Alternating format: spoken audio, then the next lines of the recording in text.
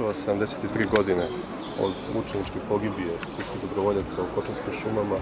Okupili smo se u znak poštovanja prema ovim mladim ljudima, ovim sunčanim ljudima koji stoje na ovom Mantovom spomeniku, kako bi upili tog njihovog sunca, iz koga crpimo snagu za borbu protiv